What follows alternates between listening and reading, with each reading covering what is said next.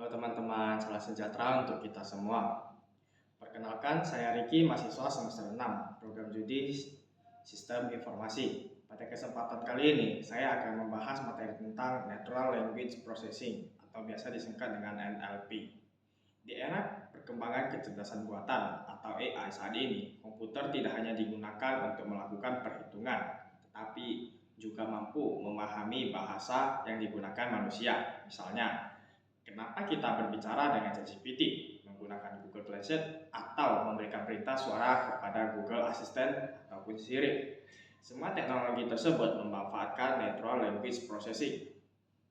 Melalui materi ini, kita akan membahas apa sih itu NLP. Apa sih NLP?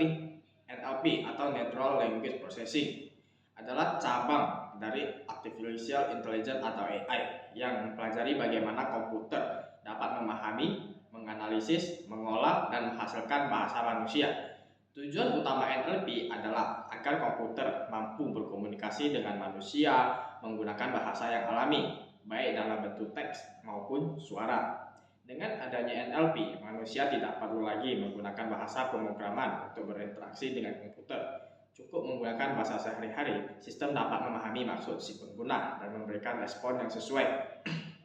Natural Language Processing memiliki beberapa tujuan utamanya, yaitu 1. Membantu komputer memahami bahasa manusia. 2. Mempermudah interaksi antar manusia dan komputer. 3. Mengubah data teks menjadi informasi yang berguna. 4. Mendukung proses otomatisasi dalam berbagai bidang. 5. Membantu pengambilan keputusan berdasarkan informasi yang terdapat dalam dokumen ataupun percakapan. Secara umum, NLP bekerja melalui beberapa tahapan. Yang pertama, input data. Tahapan pertama adalah menerima masukan berupa teks atau suara dari si pengguna. Yang kedua, pemrosesan bahasa. Setelah menerima masukan, sistem akan menganalisis struktur kalimat, mengenali kata-kata penting, memahami arti kalimat, dan menentukan maksud si pengguna. Yang ketiga, analisis informasi. Sistem kemudian mencari informasi yang sesuai berdasarkan data yang dimiliki. Yang keempat, output. Tahapan terakhir adalah memberikan jawaban, rekomendasi, atau tindakan sesuai hasil analisis. Beberapa komponen penting dalam NLP antara lain: lexical analysis, proses memecahkan kalimat menjadi kata-kata atau token agar lebih mudah diproses. Sinta analisis, menganalisis struktur tata bahasa untuk memastikan susunan kalimat yang benar. Semantik analisis, memahami makna dari setiap kata dan kalimat. Pragmatic analisis, menafsirkan maksud pembicaraan berdasarkan konteks percakapan.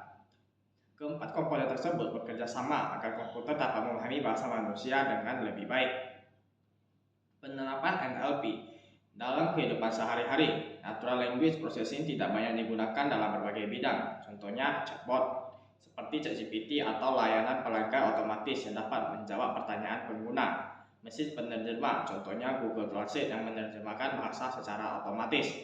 Asisten virtual seperti Google Assistant, Siri, dan Alexa yang dapat menerima perintah suara. Analisis sentimen digunakan perusahaan untuk mengetahui apakah komentar pelanggan bersifat positif, negatif, atau netral. Filter email spam, NLP membantu mengenali email yang berisi spam atau penipuan. Dalam sistem pendukung keputusan, NLP memiliki peran yang sangat penting. Seringkali data yang digunakan tidak hanya berupa angka, tetapi juga berupa dokumen, laporan, email, berita, maupun komentar pelanggan. Dengan NLP, semua data berbentuk teks tersebut dapat dianalisis sehingga menghasilkan informasi yang berguna bagi pengambilan keputusan.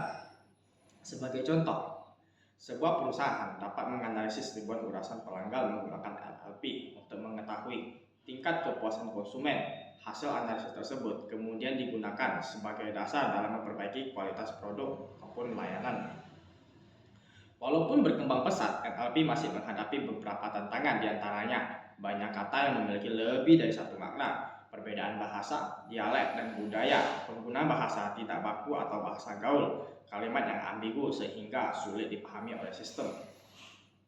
Sebagai kesimpulan, Natural Language Processing atau NLP adalah teknologi yang memungkinkan komputer memahami, menganalisis, dan menghasilkan bahasa manusia. Dalam sistem pendukung keputusan, NLP memiliki peran penting karena mampu mengelola data berbentuk teks menjadi informasi yang bermanfaat. sebagai dasar pengambilan keputusan. Dengan semakin berkembangnya kecerdasan buatan, NLP akan terus menjadi teknologi yang banyak digunakan dalam berbagai bidang, mulai dari pendidikan, kesehatan, bisnis, hingga pemerintahan. Sebagai mahasiswa semester 6, memahami konsep NLP sangat penting karena teknologi ini menjadi salah satu kompetisi yang banyak dibutuhkan di era digital dan industri saat ini. Demikian materi yang saya sampaikan. Terima kasih.